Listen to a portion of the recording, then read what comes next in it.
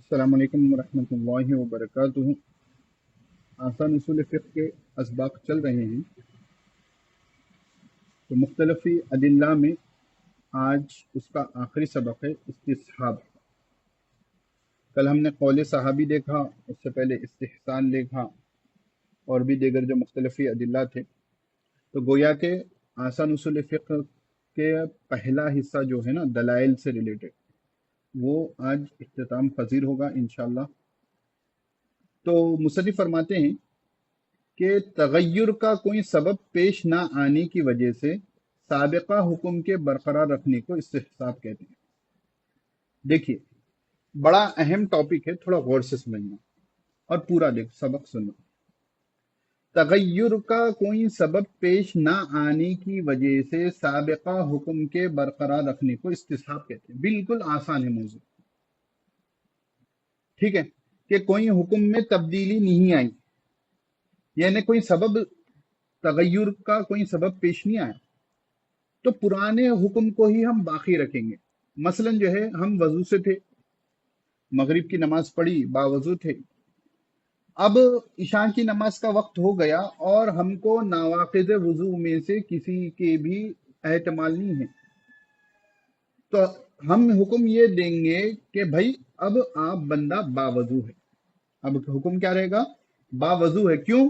وضو کے ٹوٹنے کا، وضو کے توڑنے کے جو نواقض وضو ہیں اس میں سے کوئی سبب پایا نہیں گیا، تو لازم بات ہے کہ یہ بندہ کیا ہے؟ وضو سے ہے۔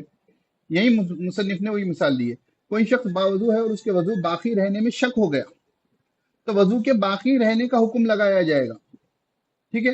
حنابلہ کے نزدیک یہ مستقل دلیل شرعی ہے، حنابلہ کے نزدیک یہ مستقل دلیل شرعی ہے۔ تو آسان اصول فقہ میں بعض چیزوں کو آپ ذہن میں رکھیں کہ کہیں پر حنابلہ کے پاس یہ مستقل دلیل شرعی کہا گیا، کہیں پر مالکیہ کے یہاں یہ مستقل دلیل شرعی کہا گیا ہے، تو یہ باتوں کو آپ یاد رکھنا۔ ہو سکتا ہے کہ امتحان میں پوچھا جائے کہ استصحاب جو ہے کن کے پاس مستقل دلیل شرعی ہے، قول صحابی کن کے پاس مستقل دلیل شرعی ہے، یا جو بھی ہو، جن جن میں بھی مصنف نے اس کا ذکر کیا ہے اس کو آپ ذہن میں رکھیں۔ تو بات سمجھ میں آ گئی، بالکل آسان ہے، اسی پر بہت سے مسائل ٹکے ہوئے ہیں۔ آپ کو معلوم ہے ایک بڑا مسئلہ ہے مفقود القبر کا، کبھی نام سنیں گے؟ مفقود القبر بہت مشہور مسئلہ ہے، نہیں سنیں؟ میں بتاتا ہوں مسئلہ، وہ بھی استصحاب سے ہی ہے۔ تو میں نہ مسئلہ مطلب یہاں پر مثال مطلوب ہے، مسئلہ بتانا مقصود نہیں ہے، ٹھیک ہے۔ مفقود القبر ایسے بندے کو کہتے ہیں کہ جو اپنے شہر سے، اپنی بستی سے چلا گیا اور اس کی کوئی اطلاع نہیں کہ وہ زندہ ہے، مر گیا، کہاں ہے، کیا ہے، کچھ بھی نہیں، وی ڈونٹ نو، اس کے بارے میں کوئی اطلاع ہم تک ہے ہی نہیں۔ آج سے چند سال پہلے چلے جائیں، 10 15 20 سال پہلے، جب انٹرنیٹ وغیرہ کا زمانہ نہیں تھا تو لوگ جاتے تھے باہر کام کرنے، وہیں کے ہو جاتے تھے، معلوم ہی نہیں ہوتا تھا۔ ابھی بھی جو ہے کوئی چلا گیا اور کہیں پکڑ لیے، کوئی اس کو ڈال لیے، کر لیے، تو بھی معلوم نہیں ہوتا۔ تو ایسے بندے کو جس کی کوئی خبر نہیں ہے مفقود الخبر کہیں گے۔ اب بتائیں کہ مفقود الخبر کو مردہ تو نہیں بول سکتے؟ بول سکتے؟ نہیں بول سکتے، کیونکہ ہم تک یہ علم پہنچا ہی نہیں کہ اس کی موت واقع ہو گئی ہے، تو ہم اس کو پرانے حکم پر باقی رکھیں گے کہ ایک اسپین آف ٹائم تک ہم اس کو زندہ سمجھیں گے۔ اب وہ زندہ ہے تو اس کی بیوی دوسرے سے نکاح کر سکتی ہے؟ نہیں کر سکتی ہے، ٹھیک ہے نا۔ تو یہ تمام چیزیں جو ہے اسی استصحاب کے ذمہ آتی ہیں۔ پھر نکاح کا مسئلہ ہوا، لوگ جاتے تھے، گم جاتے تھے، یا کہیں دوسری جگہ سیٹل ہو جاتے تھے باہر جا کر، اور یہاں بیویوں کو پریشانی ہوتی تھی، تو فقہ مالکی کی روشنی میں ابھی کچھ فتویٰ دیا گیا ہے ہندوستان میں، ٹھیک ہے۔ تو میں مسئلہ یہاں پر بتا نہیں رہا ہوں، لیکن پرانے حکم کو باقی رکھیں گے۔ لاجک بھی یہی کہتی ہے، عقل بھی یہی کہتی ہے کہ پہلے جو حکم تھا اسی کو باقی رکھا جائے گا۔ حکم کو تغیر اس وقت تک نہیں کریں گے جب تک کہ کوئی تبدیلی واضح طور پر ہم کو معلوم نہ ہو۔ اب مصنف دامت برکاتہم فرماتے ہیں استصحاب کی بنیادی طور پر 3 صورتیں ہیں۔ استصحاب کی بنیادی طور پر 3 صورتیں ہیں۔ نمبر 1، اشیاء کا اصل حکم اباحت کو باقی رکھا جائے۔ دیکھیے، اگر کسی چیز کے بارے میں معلوم نہیں ہے کہ یہ مباح ہے یا ناجائز ہے یا جائز ہے، تو اس کا اصل حکم شریعت میں کیا ہے؟ اباحت ہے، یعنی مباح ہونا۔ اس لیے اصول فقہ کا ایک جملہ ہے، ایک ٹرم ہے کہ جو ہے چیزوں میں اصل اباحت ہے، مباح ہونا، جائز ہونا۔ تو اشیاء کا اصل حکم یعنی اباحت کو باقی رکھا جائے جب تک کوئی دلیل ممانعت کی نہ آ جائے۔ جب تک کہ قرآن، حدیث، اجماع، قیاس سے کوئی ممانعت کی دلیل نہیں آئے گی، اگر کوئی نئی چیز پائی جائے گی تو ہم اس کو کیا کہیں گے؟ مباح کہیں گے۔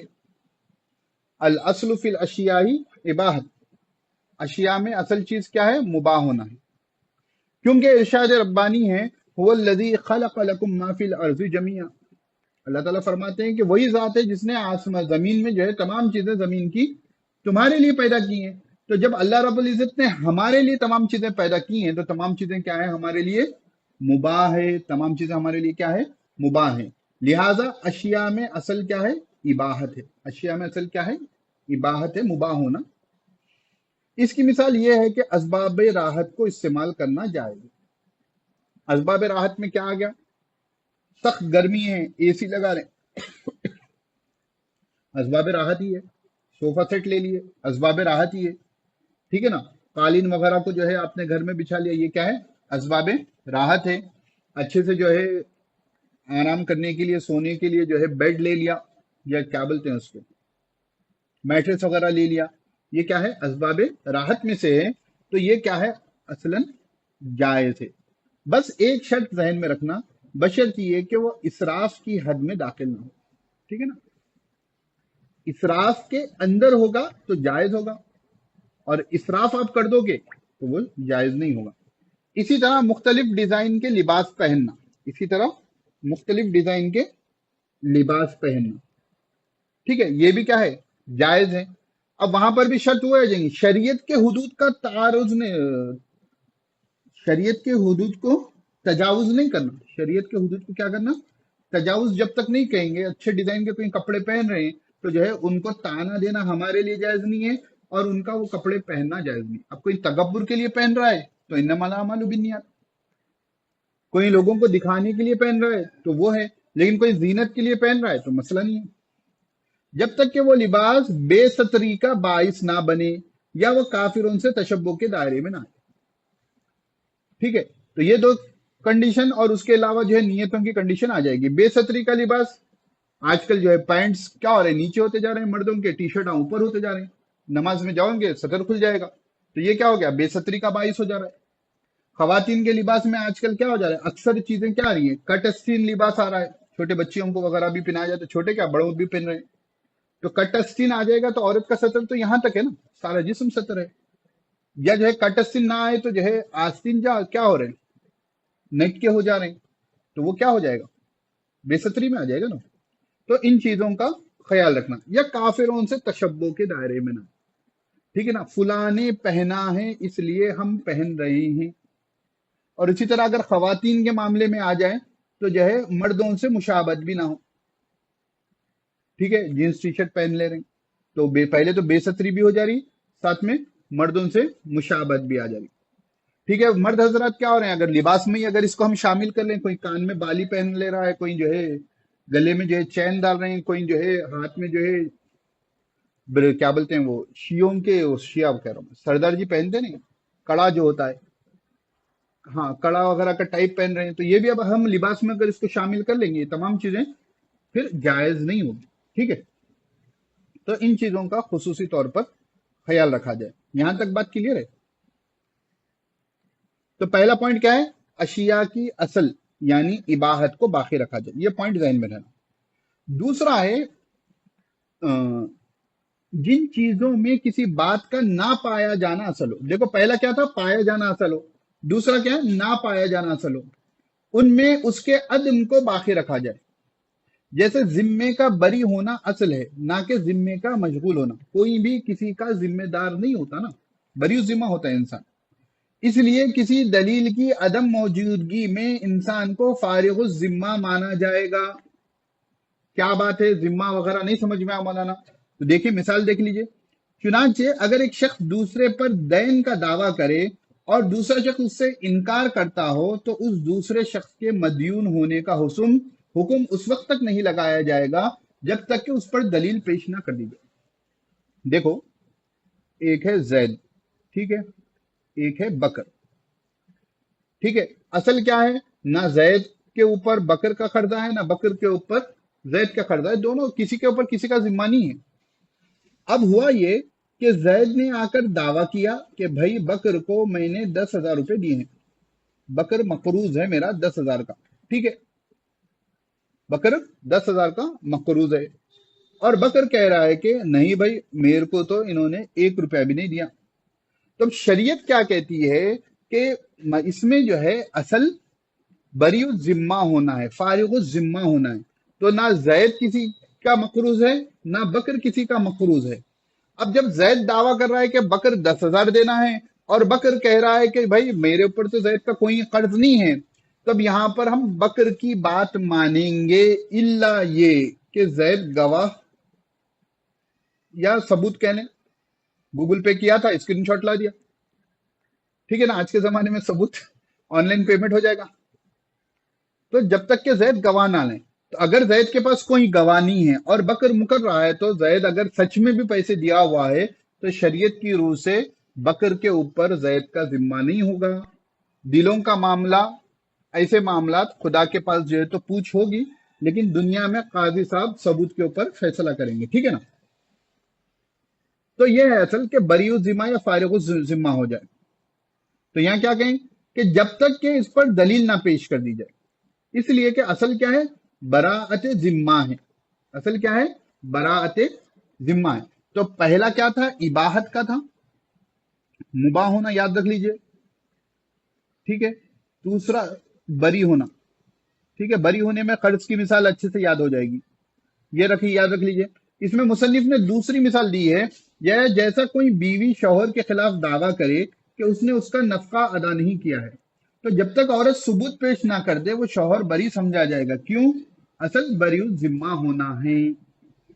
चंद साल हो गए, बेगम साहिबा की जो है शौहर से लड़ाई हो गई या बातचीत बंद हो गई या जो भी हो गया, उन्होंने कहा कि हमारे शौहर तो हमको नफका देते ही नहीं है, मेरा नफका खाना पीना रोटी कपड़ा मकान उन्होंने अदा ही नहीं किया। तो औरत जब तक सबूत पेश नहीं करेगी कि देखिए ये साल ऐसा गया, ये महीना ऐसा गया, कुछ मतलब जो भी हो सबूत हो, तब तक जो है शौहर को हम जिम्मेदार नहीं मानेंगे, बरी जिम्मा मानेंगे।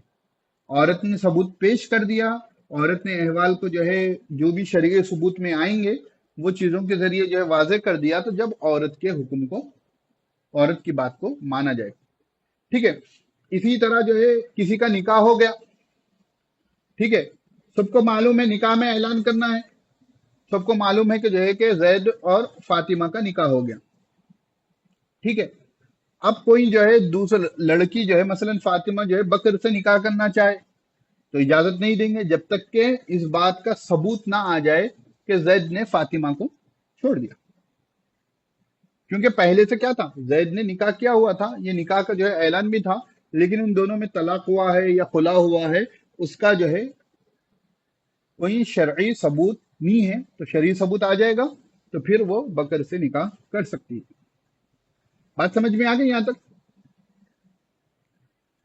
चलिए, नंबर 3 पर है, किसी हुक्म के सबूत के लिए शरीयत ने जो सबब मुकर्रर किया है, उस सबब के पाए जाने के सबूत के बाद उस हुक्म को उस वक्त तक मशरूत माना जाए जब तक के उसके सबब के फौत हो जाने पर कोई दलील ना आ जाए। वो ये देखिए, अभी मैंने जो मिसाल दी थी, किसी हुक्म के सबूत के लिए शरीयत ने जो सबब मुकर्रर किया है, मिसलन निकाह के हुक्म के लिए शरीयत ने जो है ईजाब व कबूल सबूत रखा है, ठीक है, 2 गवाह हो, ईजाब व कबूल हो, ठीक है ना।